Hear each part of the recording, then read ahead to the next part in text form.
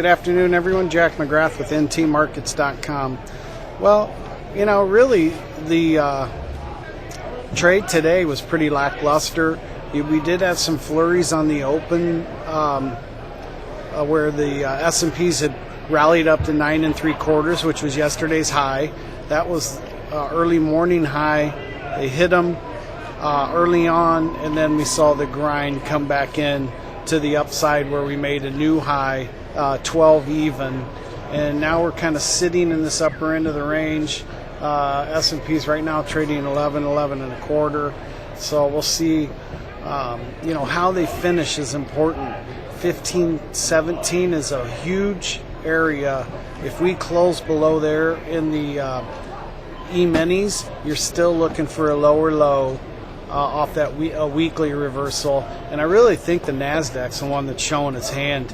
If you look at a weekly NASDAQ chart, we've taken out 5 weeks of trading in 1 week, which is huge. And you're going to get a weekly reversal there unless we get some kind of unbelievable rally here late in the day.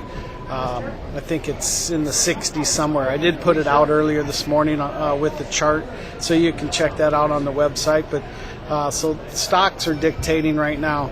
We have a negative bias. We're looking to sell rallies. I looked earlier. You have 15 1/4 as the next level of resistance. 12 1/2 was interesting. It was 50% retracement of the high we put in at 15.30 down to the yesterday's low of 14.95. 12.50 was halfway back, and 16.75 is 61.8. So those are two levels on the upside that we'll be watching this afternoon. If you started to get back below 8.50, which was last week's low, you're going to look for some more downside. We closed below 15.17. Today, you're looking for a lower low than 14.95 next week. Now, granted, it's a weekly. Remember, we had the reversals in the 10-year in the bonds.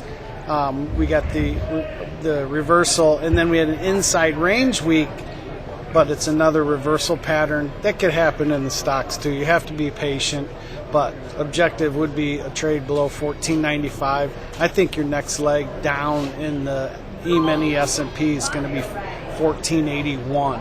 That'll be my next level of support. So we'll be watching for weakness next week. And if this comes to fruition where we start to see pressure in the stocks, that's when we're going to see this bond market come to life. So right now, everybody is fading this move up in the treasuries, and we've seen a lot of complacency. Somebody was selling the 29.5, 31.5 strangle in the April. That's off of June 10-year futures at 35 basis points. 29.32 traded for 21, I think. We did see some call buying today, though. The 31.5 calls traded 30,000 times. The 29.5 calls traded 10,000 times.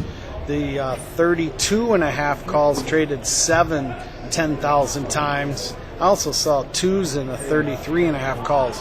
So there are some people paying attention to what we're looking at also, stocks and these falling wedges in the bonds. So if we start closing positive, I'd say in the 30-year, 07 was a good level, and then we have 13 above there. I think if you started to take out 144.13, that would be an indicator of this market's getting ready to go. So we will be watching these fallen wedges, and we'll talk to you next week. Have a nice weekend. Jack McGrath with ntmarkets.com. Thank you.